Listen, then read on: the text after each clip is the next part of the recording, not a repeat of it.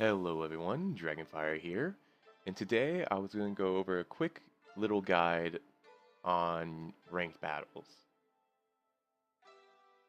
So, in ranked, you have up to 3 teams. You have your top, middle, and bottom, just like you were doing a 3v3 in like the Great Ninja War. Only thing is, you cannot control it. All your teams are on auto, the people you're fighting are on auto, so you kind of have to give it a different strategy. So to edit your teams, you just click this button right here to adjust your formation. So you have your 2 teams and then your main team. Your main team will have your main on it and you can't drag him off, but you can still change where his team is just by dragging it. So when making your ranked teams, you kind of want to keep in a overarching strategy for your team. For example, if you're doing, say, a AoE burst team, you kind of want to have a lot of AoE in your teams. So like a Sasori, Daori, Mei, Gara, Roshi, just a lot of people that just hit multiple people. Or if say you're doing a Akatsuki Pain team, you want to have as many pains as you can get in there, for you can get the Renegon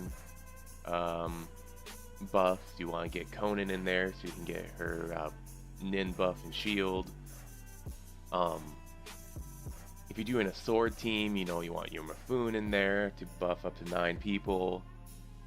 You just want to keep the strategy going. So for my teams here, I'm using a Han, so I gotta make sure I have very few buffs that go on. So with my team right now, I have only 2 buffs that are gonna get erased. I have my Ino's secret technique buff, and then my Ao shields. Those are the only 2 buffs that I'm going to have erased. So it's nothing super special. I mostly use this team down here for control. I use this team as my main damage and tank. And then I use this team as just secondary damage. So that's kind of what you want to keep in mind when you're making a team. What is your overall goal?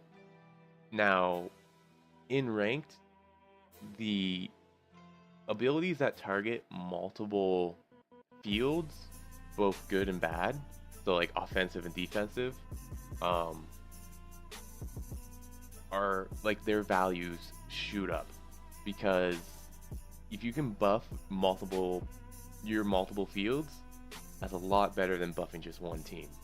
And if you can debuff or do damage to multiple opponent fields, that's more valuable than doing damage to one, unless you're doing very high damage. So like Susanoo Sasuke, still really useful because he does a lot of damage.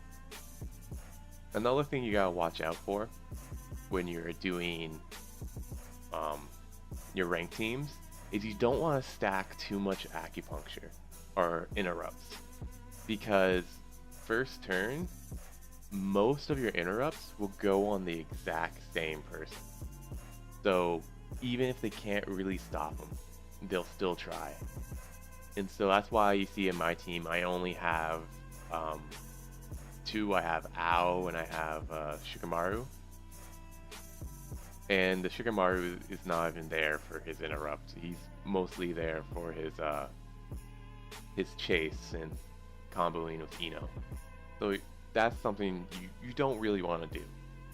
And lastly, the only thing else I can talk about is your main lineup equipment. So I kind of wish this was actually in the game, like for when you're doing your regular equipment, because it's such a nice screen. You just can hover over it and see what each person has. And if you want to switch people's stuff around, you just click and drag, and then you can switch. It's very simple.